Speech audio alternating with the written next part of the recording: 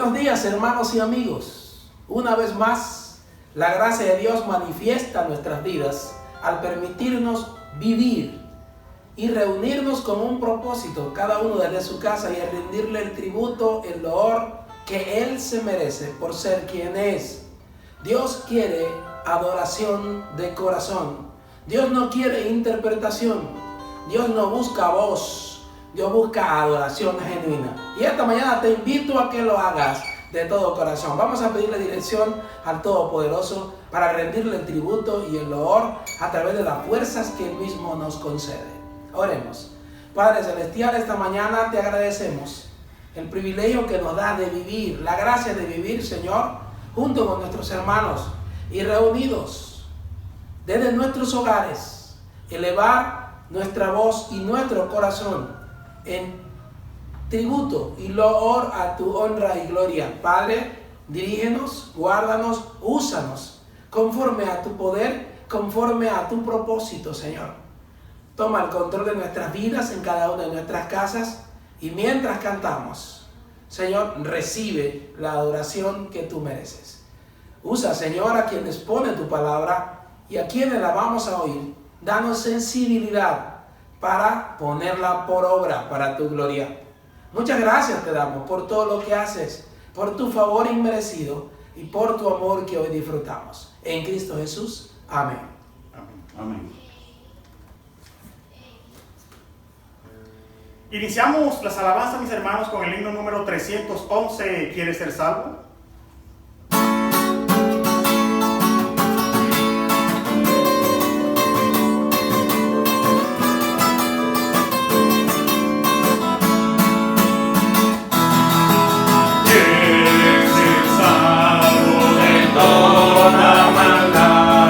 Tan solo hay poder en mi Jesús.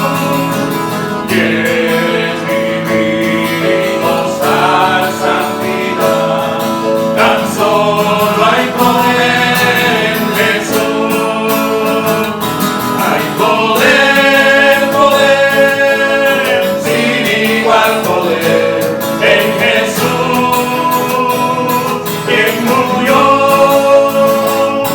Hay poder, poder, sin igual poder, en la sangre que Él vertió. Quieres ser libre de orgullo y pasión, tan solo hay poder en mi Jesús. Quieres vencer toda tan solo hay poder en Jesús. Hay poder, poder, sin igual poder en Jesús, quien murió. Hay poder, poder, sin igual poder en la sangre que Él vertió.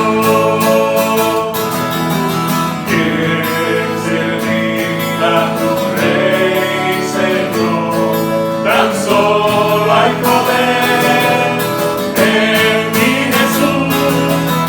Ven y ser salvo, podrás en su amor. Tan solo hay poder en Jesús. Hay poder, poder, sin igual poder en Jesús, quien murió.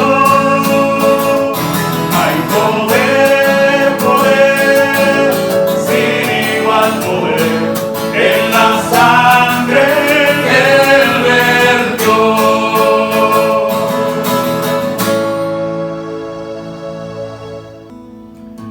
En la invitación celestial aparece, mis hermanos, el himno número 312, a Jesucristo ven sin tardar.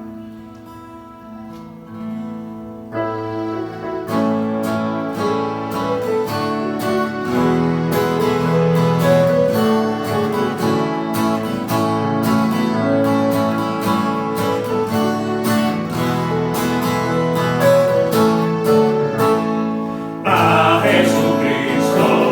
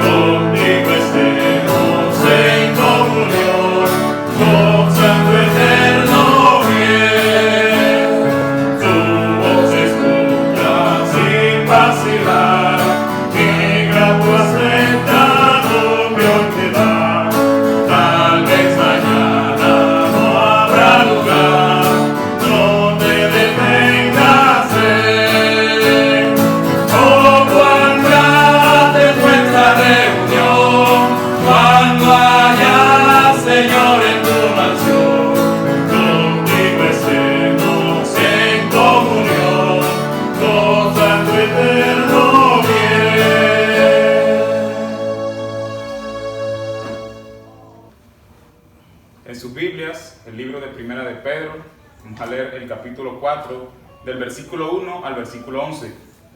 Dice así la palabra de Dios: buenos administradores de la gracia de Dios, puesto que Cristo ha padecido por nosotros en la carne, vosotros también armaos del mismo pensamiento, pues quien ha padecido en la carne terminó con el pecado, para no vivir el tiempo que resta en la carne conforme a las concupiscencias de los hombres, sino conforme a la voluntad de Dios.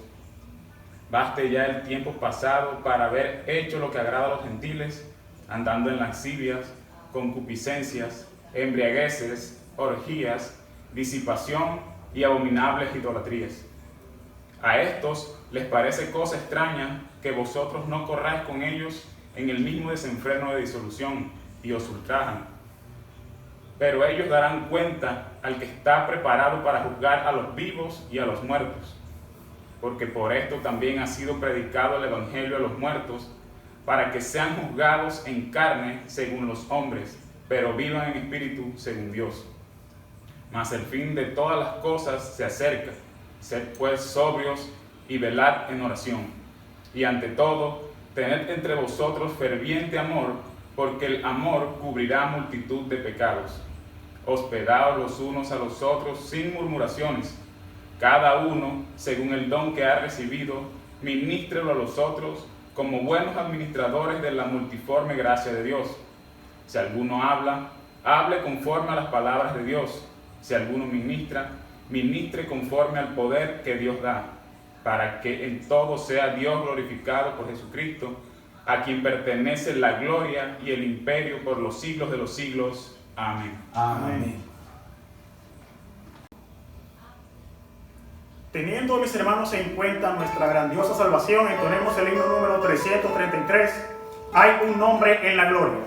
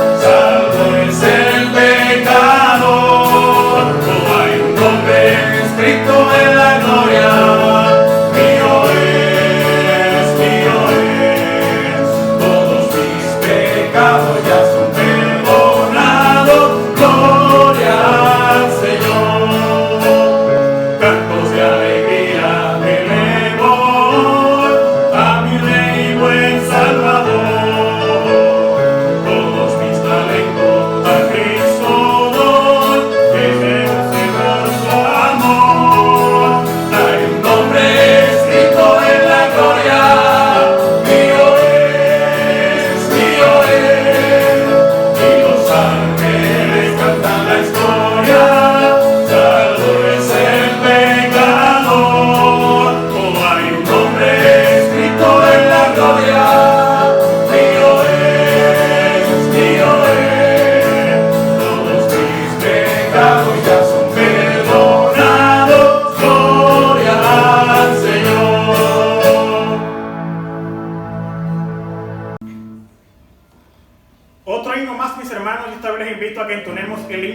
337, Él vino a mi corazón.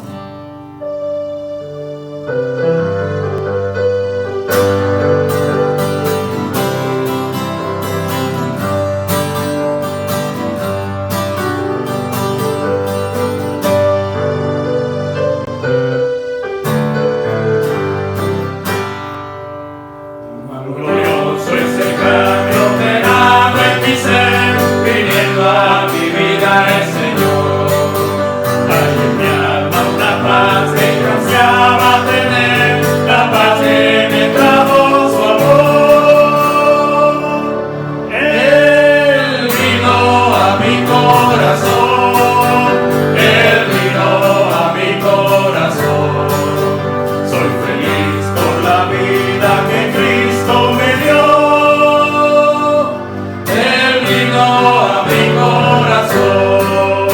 Ya no vivo Una senda que tal me trazó, de confusión. Pecado pasado Jesús lo borró.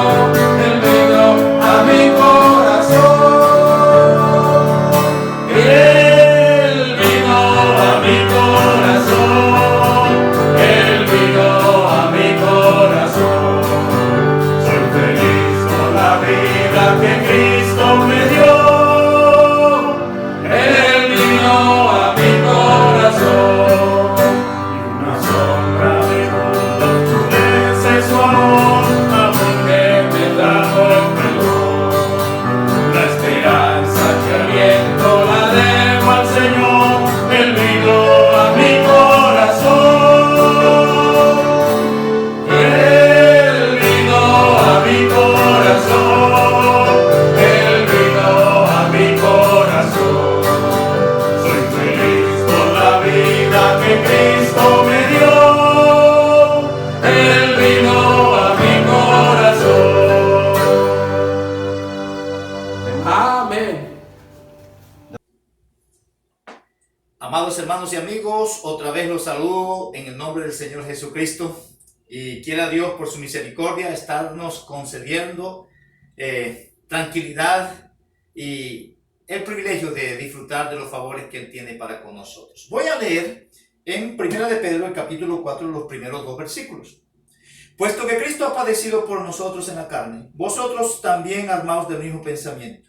Pues quien ha padecido en la carne terminó con el pecado, para no vivir el tiempo que resta en la carne conforme a las concupiscencias de los hombres, sino conforme a la voluntad de Dios.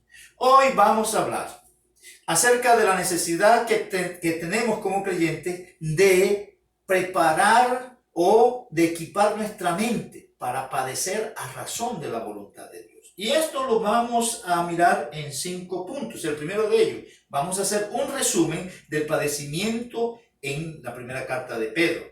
En segundo lugar, razón de la preparación de la mente. Tercer lugar, mandato a la preparación de la mente. Cuarto lugar, estímulo a la preparación de la mente. Y quinto lugar, propósito de la preparación de la mente. Entonces, en primer lugar, el resumen del padecimiento en primera de Pedro. Los creyentes en la iglesia, en sus comienzos, ellos tuvieron muchos padecimientos, muchas persecuciones, muchas tribulaciones, mucho sufrimiento. La mayoría de ellos por estar asociados con Cristo, por estar queriendo vivir conforme a la voluntad de Dios. Voy a hacer un resumen en esta carta de lo que se dice aquí con respecto al padecimiento de Cristo.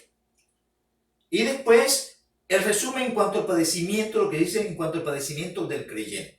Entonces, en cuanto al padecimiento de Cristo, en el primer capítulo, versículo 11, se dice que el Espíritu de Cristo anunciaba de antemano los sufrimientos de Cristo y las glorias que vendrían tras ellos. Entonces fue algo anunciado anticipadamente, organizado por Dios. En el versículo 21 del capítulo 2 y también en el versículo 18 del capítulo 3 y el capítulo 4, versículo 1, se dice que Cristo padeció en la carne por nosotros. Pero de manera particular en el versículo 21 se dice que Él nos dejó ejemplo para que nosotros sigamos sus pisadas. Después en el versículo 23 del capítulo 2 se dice que a Cristo cuando le maldecían, Él no respondía con maldición. Que cuando padecía, Él no amenazaba, sino que llevaba la causa a aquel que juzga justamente. Y en el capítulo 5, el versículo 1, dice el apóstol Pedro, yo anciano y testigo de los padecimientos de Cristo. Pedro fue testigo de cada uno de los padecimientos que el Señor Jesucristo mantuvo o experimentó. En cuanto a lo dicho en esta carta con respecto al padecimiento de los creyentes, al inicio del capítulo 1 hay una bendición que se lleva al Padre Celestial, porque Dios nos hizo renacer para una esperanza viva. Él nos hizo renacer para una herencia que no tiene características como las herencias que hay en este mundo. Esa es una herencia que es incorruptible, que es incontaminada y que es inmarcesible. Y que además, y lo más importante, que es una herencia que está reservada en los cielos. Es algo en el cielo. Y después comienza el versículo 6 de ese capítulo 1 diciendo, en lo cual os alegráis. Hasta ahí habla de que cómo nos alegramos por esa esperanza viva, esa herencia que está reservada en los cielos. Pero aquí viene entonces lo que está relacionado con aquí nuestra estancia en la tierra. Aunque ahora, por un poco de tiempo, si es necesario, tengáis que ser afligidos en diversas pruebas. Después en el versículo 7 dice que nuestra fe va a ser sometida a prueba, para que sea hallada en alabanza, gloria y honra cuando Jesucristo sea manifestado. Después en el capítulo 2, en el versículo 11, se dice que los creyentes somos extranjeros y peregrinos. Y como tal, vamos a padecer y vamos a sufrir en una tierra extraña, que no es nuestra ciudad. En el versículo 18 del capítulo 2, se le dice a los siervos que ellos deben estar sujetos con todo respeto a sus amos, aún a los difíciles de soportar. En el versículo 19, se dice que esto merece aprobación si alguno a causa de la conciencia delante de Dios sufre molestias padeciendo injustamente. Y en el versículo 20 hay esta pregunta: ¿qué gloria es si pecando sois abofeteados y lo soportáis? Pero viene después esta afirmación: mas si haciendo lo bueno sufrís y lo soportáis, esto ciertamente es aprobado delante de Dios.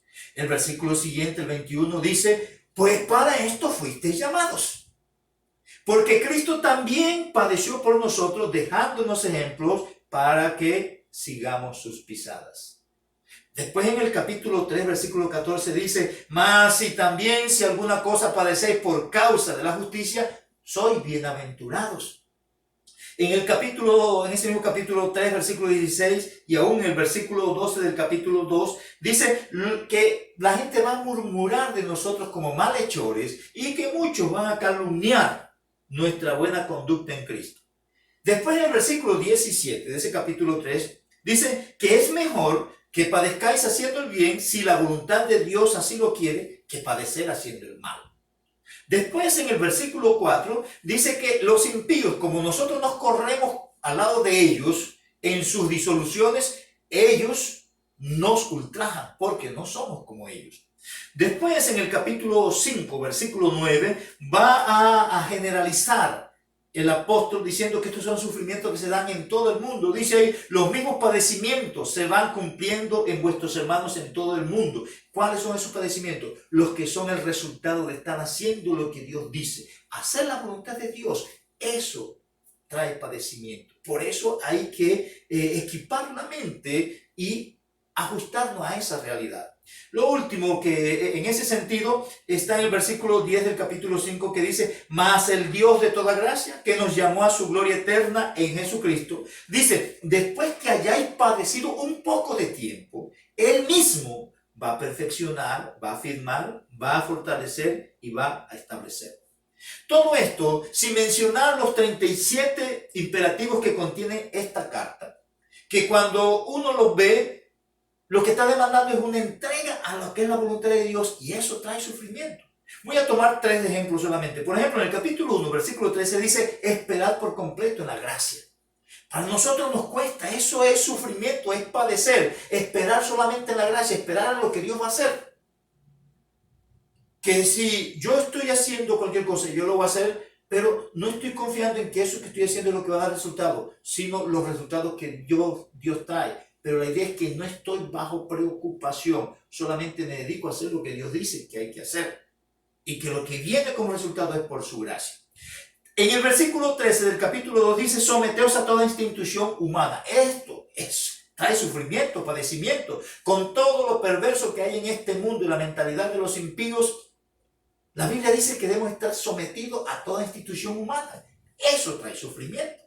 En el capítulo 5, versículo 5, se les pide a los jóvenes estar sujetos a los ancianos. Lo que sufre, lo que padece un joven para someterse a las personas ancianas en la iglesia y en sus hogares. Eso es sufrimiento.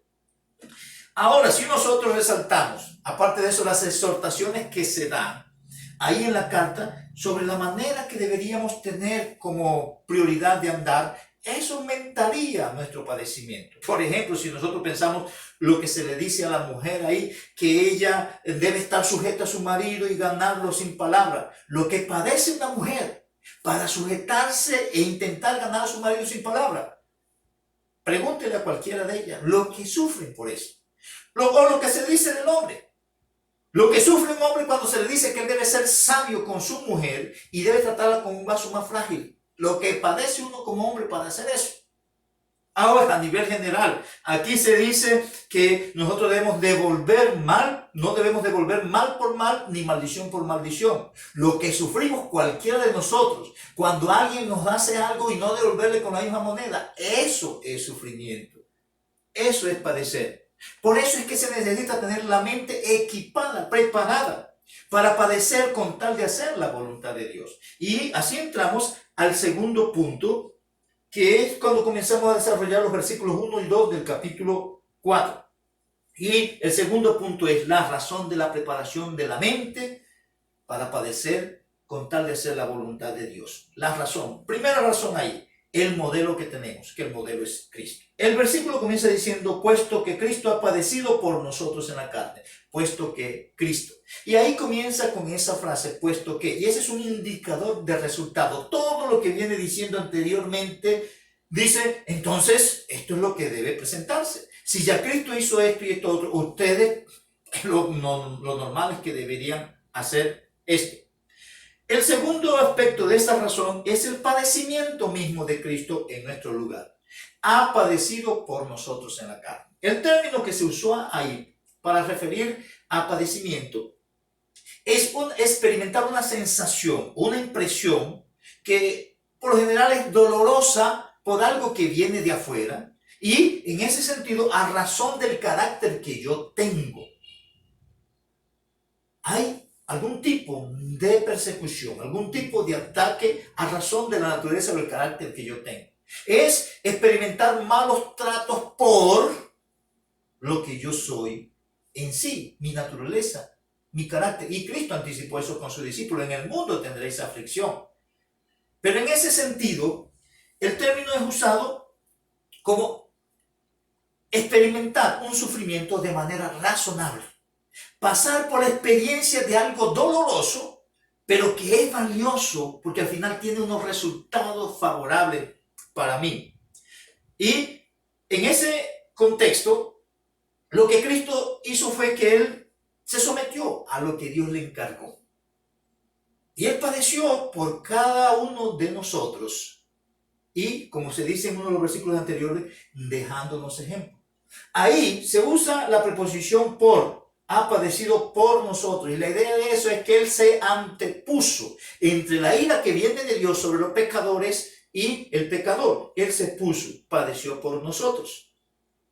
Lo que venía para nosotros, Cristo lo sufrió. Él se interpuso cubriéndonos para que nosotros no sufriéramos lo que venía a razón del pecado, la ira de Dios. Él padeció con miras a que nosotros pudiésemos tener los beneficios que ahora tenemos.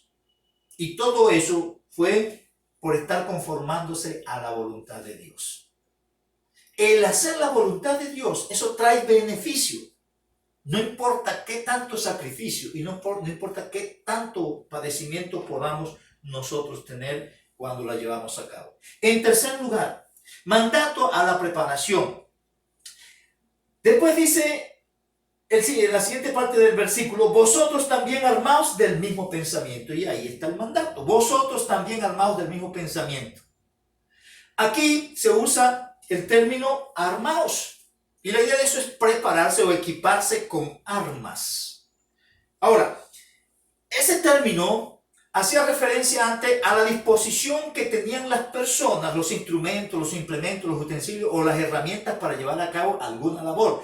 Por ejemplo, los instrumentos o los utensilios del artesano, del agricultor, de los que estaban conduciendo las embarcaciones, todo lo que ellos tenían a su disposición para prepararse para ejecutar o llevar a cabo una labor, una tarea.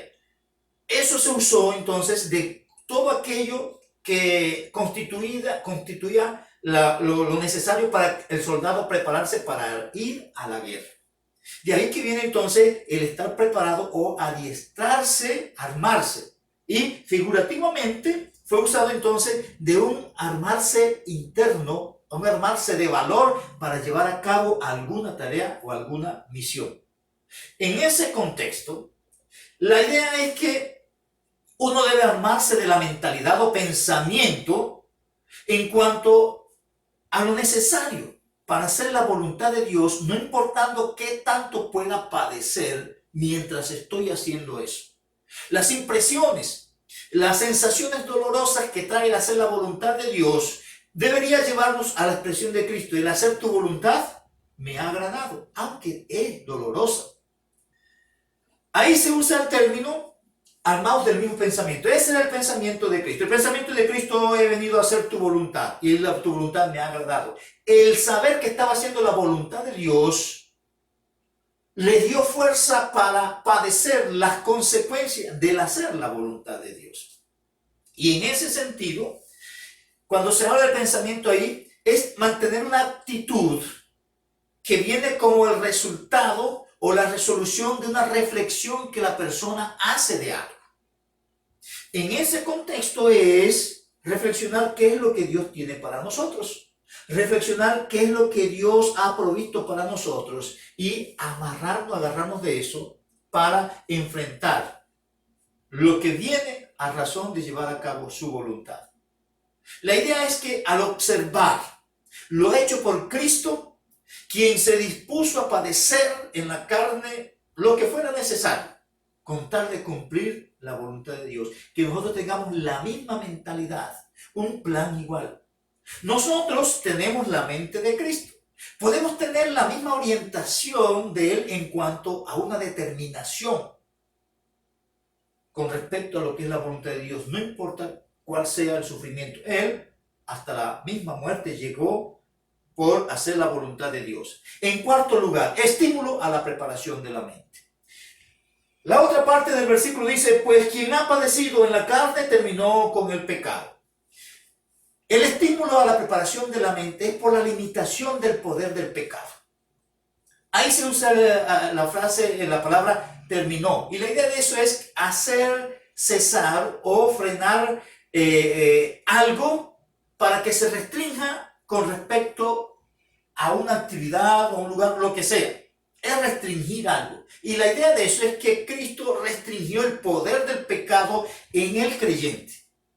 Cualquier inclinación que nosotros como creyentes tenemos hacia el pecado, no es porque el pecado nos tenga esclavizados, sino porque nosotros decidimos asociarnos con el pecado y disfrutar la cosa.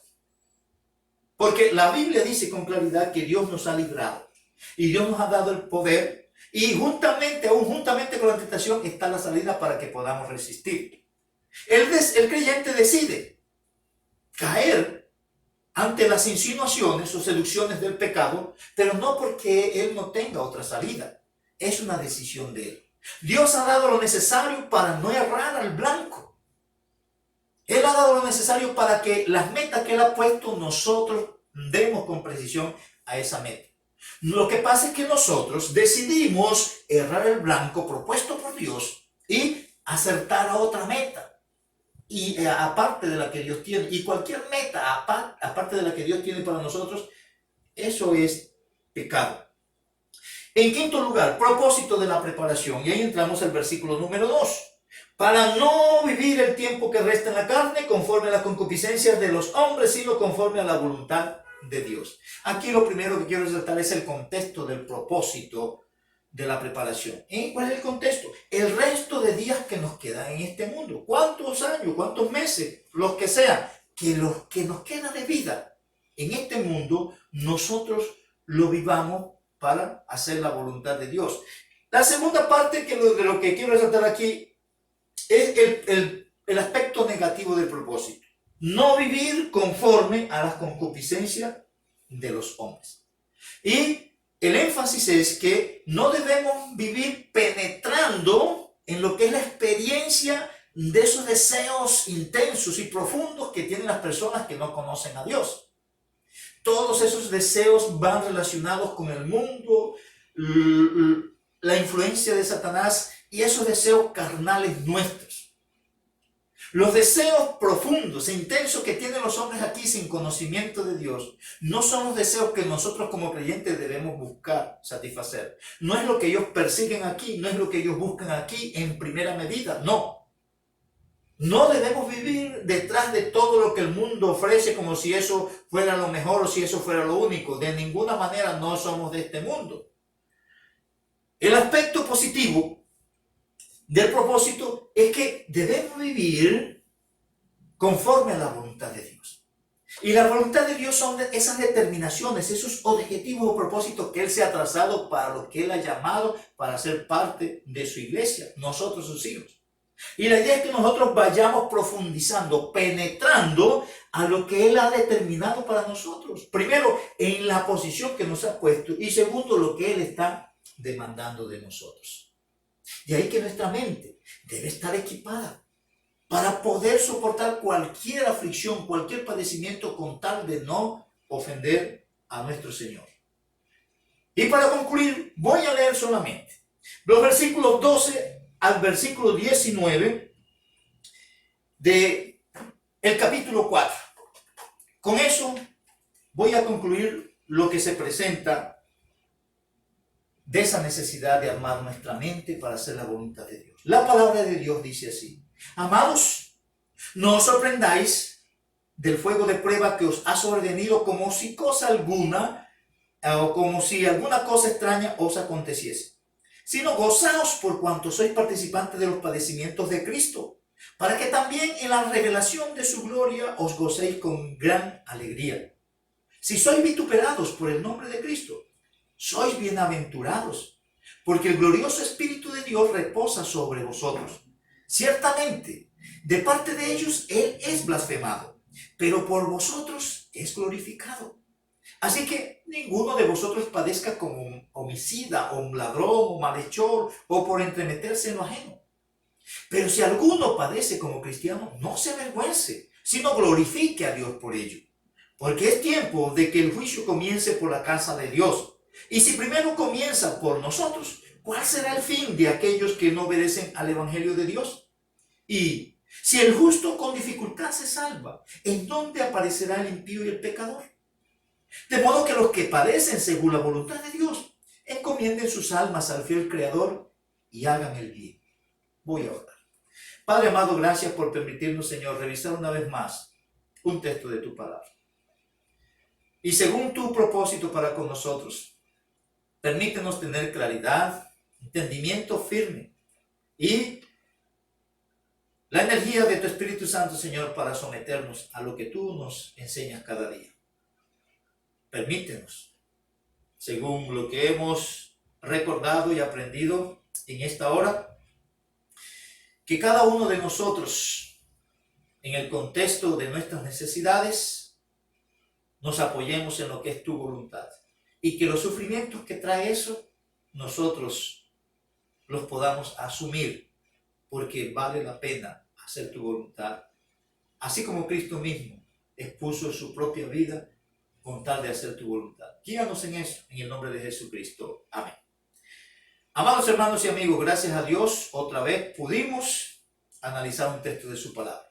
Que Él nos ayude a inclinarnos a ella y hasta otra oportunidad, si Él así nos concede el privilegio.